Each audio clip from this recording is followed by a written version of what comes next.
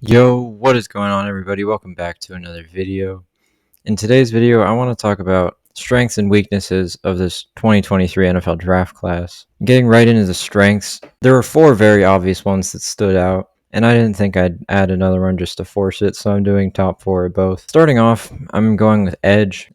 This one's one of the very clear top strengths. We've got it's been like this for a couple years in a row now, but we've got multiple first round guys, some top 5 to 10 guys. I have 3 of my top 6 players as edge rushers, on top of a lot more first round players being edge rushers. But it's not just the first rounders. There's so many mid to late second round guys that are really athletic, developmental guys that teams would love to have. And they'll probably be falling well into the third round just because of how deep the class is.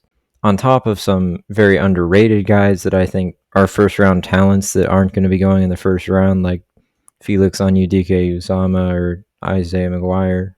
Moving on, the next strength, another fairly obvious one, is going to be cornerback. Now, this is one of the stronger cornerback classes in years, even though it's not the same star power at the very top that there has been the past couple years, but guys like Joey Porter, Christian Gonzalez, and Devin Witherspoon, they're all really good players, borderline top 10 caliber players. And you pair them up with the depth. I have 5 and almost 6 corners graded as first round players. Several more as fringe second rounders. There's double digit that I think should go in the first 2 rounds, and so many that'll go in the first 2 days. It's a level of depth that I don't think we've had in a really long time. I was making my top 10 list, and the top 5 were all first round grades. The next 2 were late first round, early second round grades as well, which is so much more than any class has been recently. Moving on, the third obvious one, probably the last obvious one, is going to be tight end. Lately, we've kind of been having relatively weak tight end classes. We had Kyle Pitts a few years ago, but we haven't really had strong, deep classes in a while. And this year, I only have one with a first round grade, and that's Michael Mayer, but several more with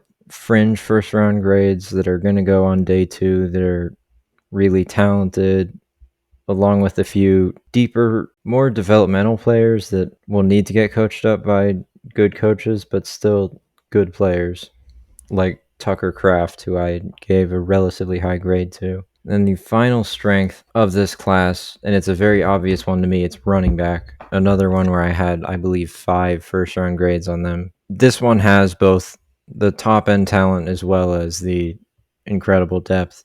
You start at the top with Bijan, obviously. A lot of people call him the best running back prospect since Saquon Barkley. I think that's fair to say. And then you've got really nice players who I think can easily be RB1s, like Devon Achane, Zach Charbonnet, Jahmyr Gibbs, Tyjae Spears, even Roschon Johnson. And then the depth is really good too. You go down a little lower, you've got guys like Chase Brown, Sean Tucker, Tank Bigsby, but all these guys are like uber talented, and they could immediately bring another element to a team. Dwayne McBride, guys that can, even Kendre Miller, Zach Evans, and Deuce Vaughn, they offer year 1 impact, which you want out of a running back, to be fair. But some of these guys are going to be there in the 5th round, and teams are going to draft them, and they'll immediately be big parts of their offense. But there are also some that can be true number 1 players. They can develop into really reliable RB1s, 3 down guys who can be in goal line situations, short yardage situations, as well as catching the ball on 3rd down. Very complete guys. Moving on to the weaknesses. The biggest weakness of this class is very obviously inside linebacker. It's one of the weakest inside linebacker classes we've had in a very long time. It very well could be the weakest class we've had in 20 plus years. Not one of them has a first round grade. Trenton Simpson has a fringe first, early second round grade. And below that,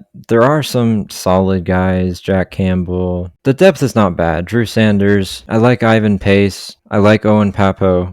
I think they're developmental upside guys, but really, there's no mind-blowing prospects that you'd like to see. There's no great prospects. Even the one I have graded highly, Trenton Simpson, I'm not that big of a fan of. I don't think he does really anything that well. But we all know that linebacker is a weakness. So moving on, it's going to be offensive tackle. Now, don't get me wrong, there are good tackles. This is going to be the first time in a few years that we don't have really any top end talent at the tackle position, but I have a couple.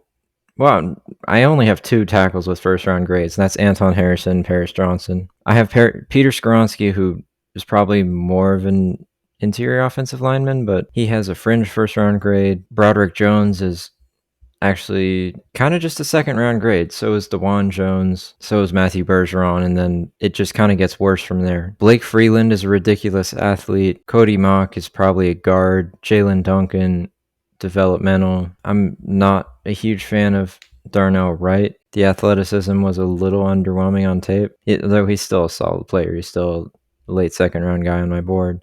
But anyways, in general, there's no top end talent. I don't really like the depth, especially, I mean, beyond the guys I just named, the fall off is pretty extreme. You got guys like Tyler Steen, Connor Galvin, who I'm not very big fan of. If Olu Fashanu declared and went into this draft, I mean, it would have been a lot better. I was a big fan of him, but he didn't. He went back to college, so we have to deal with kind of a meh tackle class. Speaking of meh offensive line class, my next one is going to be interior offensive line. Now, to be fair, this is kind of just, I said interior offensive line because I couldn't think of other things, but really we haven't had great interior offensive line classes for a couple years now, outside of maybe 1 or 2 players at the top. Although I don't think we really have that player at the top this year. I like John Michael Schmitz. O'Cyrus Torrence is solid. I like Andrew Voorhees, but he tore his ACL. I'm not a fan of Steve Avila. Luke Weipler's a solid center. You got some solid, like Jarrett Patterson's a really good pass protector. Oluwatimi is a nice player. I think he could develop into a starting center. Joe Tippmann is a ridiculous athlete, but really there's not much there. There's not a lot of depth. There's not really any top end talent. My highest grade is John Michael Schmitz with a fringe first round grade, and I'm just not a big fan of it. I think normally we would have a stronger class than this, or at least one standout player. Anytime a position doesn't have a single first round grade, that's a concern. Moving on to a position where there are a few first round grades to go around.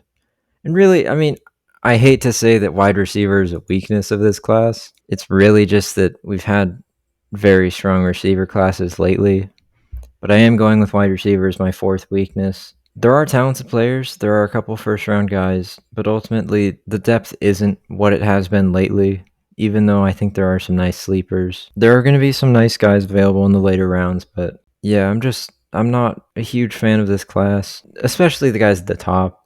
They kind of all have relatively serious concerns or holes in their game or something like that. But there's a lot of talent, and I think a lot of the guys will develop into starters and really nice players. So again, they're on my list because I wanted 4, not because I thought they were a big weakness. Anyways, thank you for watching, like, and subscribe.